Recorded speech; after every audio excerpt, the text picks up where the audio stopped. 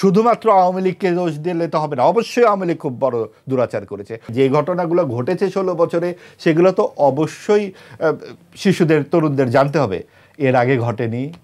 69 এবং 71-এ তো এই ফ্যাসিস্টরা খুব ভুল করেছিল। কথায় কথায় মুক্তিযুদ্ধের সাথে ফ্যাসিস্টকে যুক্ত করে দেওয়া হচ্ছে। তো আপনারা তো অনেক গণভোটের ব্যবস্থা করছেন নিজেরা। ঠিক আছে, সাংস্কৃতিক যে অধঃপতনের দিকে আমরা যাচ্ছি, যে সাম্প্রদায়িক উত্থান আমরা দেখতে পাচ্ছি, আপনারা হয়তো ভবিষ্যতে এমনই একটা গণভোট চেয়ে বসবেন, আমরা কি পাকিস্তানের সঙ্গে যুক্ত হয়ে যাব? 69 এবং 71-এ তো এই ফ্যাসিস্টরা খুব ভুল করেছিল। চলেন একসাথে হয়ে যাই। কথায় কথায় মুক্তিযুদ্ধের সাথে ফ্যাসিস্টকে যুক্ত করে দেওয়া হচ্ছে। তো তার মানে কি যাবে ভবিষ্যতে? আমরা কি পেছনের দিকে হাঁটবো? আমাদের এক দলের জামায়াতের আমির বলছেন মেয়েরা 5 ঘন্টা কাজ করতে পারবেন ওনারা জয়ী হলে। তার মানে কি আরও যখন সময় যাবে তারা 4 ঘন্টা 2 ঘন্টা করে 0 ঘন্টায় পৌঁছাবেন, যে কাজই করার দরকার নাই? তারা বলছেন বিভিন্নভাবে সামাজিক যোগাযোগ মাধ্যমে দেখতে পাই নারী ঘরেই সুন্দর, নারী ঘরের রানী, এই ধরনের কথাবার্তা বলা হচ্ছে। নারীদের যে কটূক্তি করা হচ্ছে অবিরাম। আচ্ছা, সরকার যে এত প্রগতিশীল সরকার আমাদের, আমেরিকান সব অধ্যাপক, নারী সংস্কার কমিটি কোথায় গেল? নারী সংস্কার কমিশনের যে রিপোর্ট জমা দেওয়া হলো, প্রধান উপদেষ্টা বললেন যে যেগুলো দ্রুত গতিতে কার্যকর করা সম্ভব আমরা অনতিবিলম্বে সেগুলো কার্যকর করছি। পরদিন হেফাজত সহ ইসলামিক দলগুলো যে সোহরাওয়ার্দী উদ্যানে বিশাল এক ধমক দিল, সেই ধমকের সাথে সাথে সেটা নারী সংস্কার হিমাগারে চলে গেছে। তার মানে এখানে কি পরিস্থিতি হতে যাচ্ছে? আমরা কেন আশঙ্কায় পড়ব না?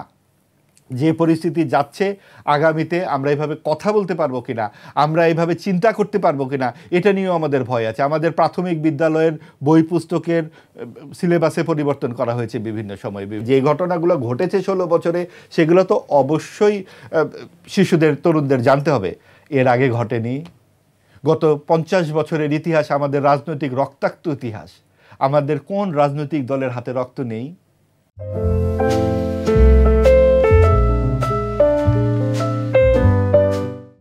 আমরা যে 8-10 বছর ধরে সামরিক শাসনগুলো এখানে চলেছে, সেটা কোন সংবিধানের ভিত্তিতে হয়েছে? সেগুলো থাকবে না ইতিহাসে? এই তো সেদিনের ইতিহাস। 2006 সাল থেকে 2 বছর যে এরকম রক্তারক্তি ঘটলো রাজপথে, একটা তত্ত্বাবধায়ক সরকার থাকবে কি থাকবে না, 1/11 চলে এলো, সেগুলো কারা করেছিল? কোন রাজনৈতিক দল করেছিল? তো সেই ক্ষেত্রে সবাই শুধুমাত্র আওয়ামী লীগকে দোষ দিলে তো হবে না, অবশ্যই আওয়ামী লীগ খুব বড় দুরাচার করেছে। অবশ্যই শেখ হাসিনা যা কর্তৃত্ববাদী শাসন করেছেন, স্বৈরাচারী শাসন করেছেন, সেটার জন্য তাকে শাস্তি পেতে হবে। কিন্তু তার মানেই না যে আমরা এই সুযোগে একটা বড় একটা অংশকে সমাজের বাইরে থেকে বঙ্গোপসাগরে গিয়ে নিক্ষেপ করব। আমার ভাই যদি 5টি হয়, সেই 2 ভাই যদি চোর হয়, আমি বলতে পারি না যে আমার বাপের সম্পত্তি থেকে তাকে বাদ দেব। আমি সেই চোরের জন্য শাস্তি দিয়েও তাকে তার সমাজে তার কথাবার্তা থাকতে হবে, কণ্ঠস্বর সজাগ রাখতে হবে। আমাদের এই সমাজে সকলের অংশীদারিত্ব থাকবে, সেটাই 24-এর গণঅভ্যুত্থানের প্রধান আকাঙ্ক্ষা। আওয়ামী লীগ যেভাবে আমাদেরকে 16 বছরে হাতে জুতো ধরিয়ে দিয়েছিল, সেই জুতো যে ক্ষমতায় যায় সেই আমাদের হাতে জুতো ধরিয়ে দিতে চায়। এই জুতো ধরানো সংস্কৃতি চলবে না। আজকে যারা এইটা করতে চাচ্ছেন, আগামীতে তাদের মনে রাখতে হবে হেলিকপ্টার কিন্তু বাংলাদেশে একটিই ছিল না, হেলিকপ্টার আরও আছে। সকলকে বিভিন্ন জায়গায় যেতে হবে, হয়তো দিল্লি সকলের জন্য উন্মুক্ত নয়। সব রাজনৈতিক দলের কাছে কি হেলিকপ্টার আছে? এটা কি আওয়ামী লীগের কাছে হেলিকপ্টার ছিল?